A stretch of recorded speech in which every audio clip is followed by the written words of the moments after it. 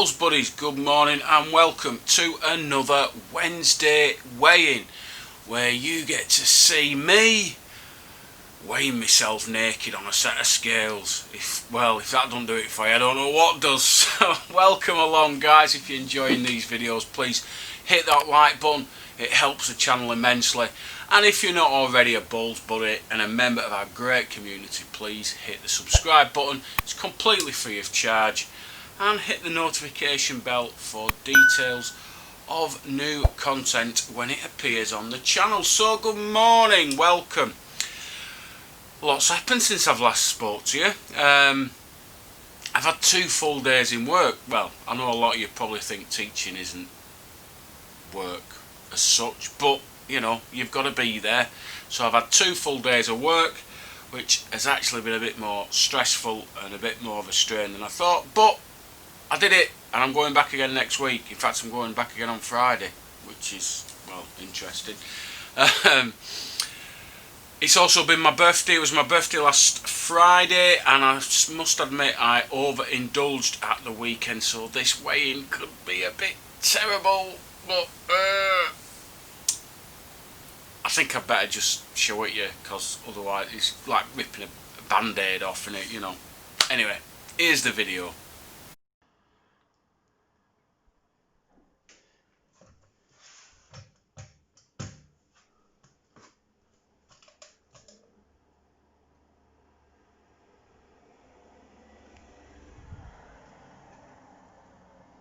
You know, for the first time ever, I'm pleased at maintaining my weight. That's 3 weeks running now. I've stayed at 266 pounds. A little bit disheartening, but to be honest with you, given this last weekend, I'll take that all day long.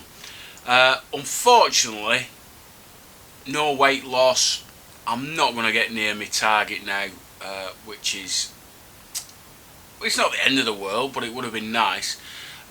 So I've 5 more weigh-ins now. I've lost 44 pounds. I've 5 more weigh-ins. If I could lose another 10 pounds, maybe a stone, maybe 14 pounds, that would do me. That'd be very good. And then I'm just going to, after we finish this whole thing, I'm just going to keep going and try and get down to that target weight of whatever I set myself, 226. 226, yeah. Might take me a bit of time, but I want to do it. Obviously maintaining this week means I had hoped to go to a member and guest pairs on Saturday and indulge in a few ales with my friends, but unfortunately I think the ales might have to be given a miss because I really want to lose some more weight. So that's the only thing I'm going to do. I'm sure my personal trainer, Mr. Nicky White, will be very upset with me. But, you know, sometimes life gets in the way, doesn't it?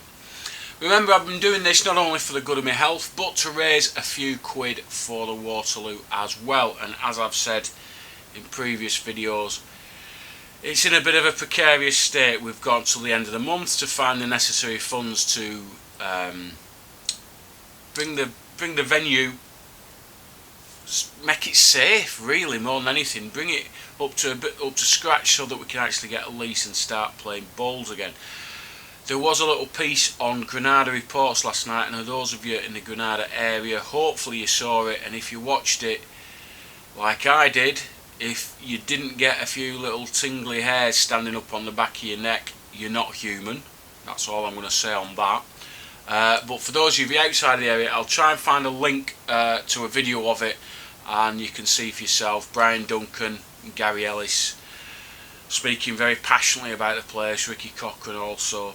Blackpool's Waterloo Bowling Green might not be the sport's showpiece venue for much longer. Time is running out to raise the cash needed to make the crumbling stadium safe and keep a century-old competition alive. For anyone who ever rolled a jack across the green, it was their dream to one day play here in the Waterloo Handicap. This place means everything. I mean, it's the Wembley of Crown Green bowling. I think when I was playing here regularly, it was about 3,000 spectators, and they're absolutely great. I mean, you get all the banter off the sides because obviously people's had a bet on that and they're always shouting for the money. It's just unbelievable. And I think if it goes, it'll be a crying shame for the younger element who won't get the chance of playing on the Waterloo. They've been bowling at the Waterloo since 1907, and to be honest, it is starting to look its age. It's going to cost at least £75,000 to bring this place up to scratch. They have little more than 2 weeks to save 114 years of history. That stand needs to come down, various steel work that's decayed, the place was going to shut. Gary Ellis is a 5-time champion of the Waterloo Handicap. Now he's coordinating the efforts to save it. Well, it's the only bowls venue that actually you could consider to be a stadium.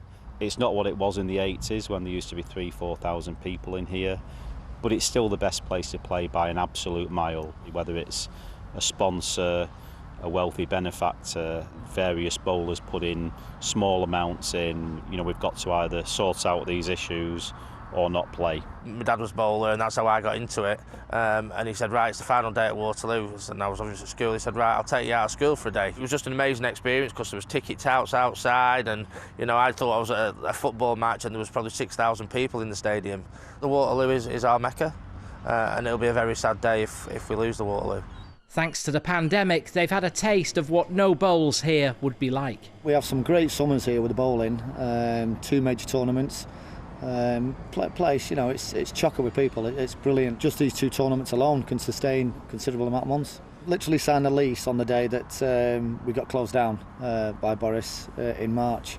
But then to fall off COVID, to find out that can't just open the doors, it's heartbreaking, really. Even played throughout 2 world wars, the Waterloo Handicap has always endured. Can the bowls community keep it rolling, or has this piece of Blackpool's heritage finally met its Waterloo?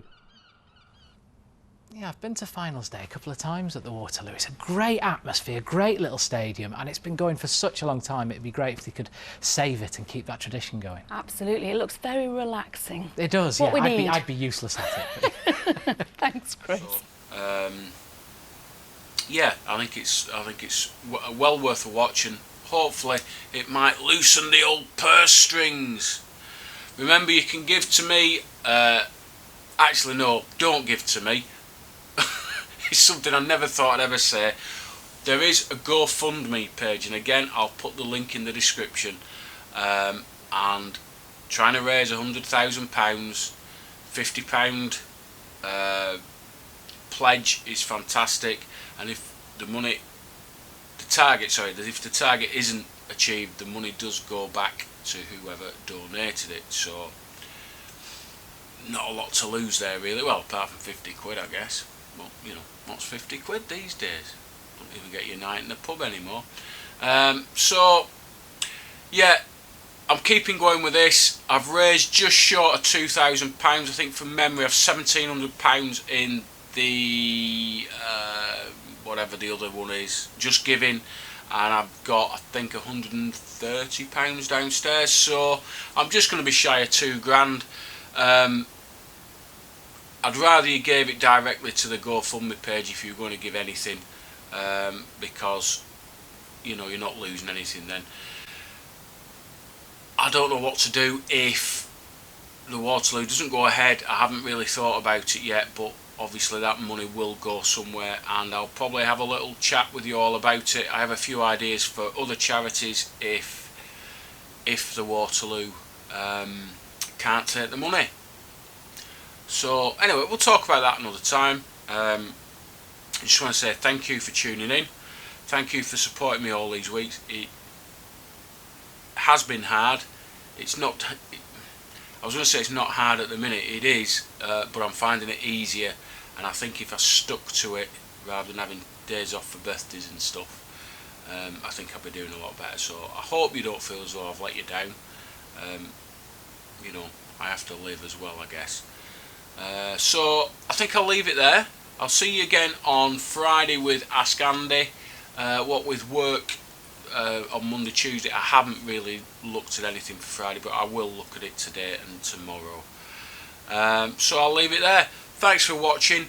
Love doing these things for you. It helps me get through the weeks and months that we have experienced of lockdown and everything else, and the rule of 6 and Where's it all going? Anyway, guys, I'll say goodbye. Catch you Friday, hopefully. Remember, if you go on the green, guys, stay safe, and I'll see you on the other side.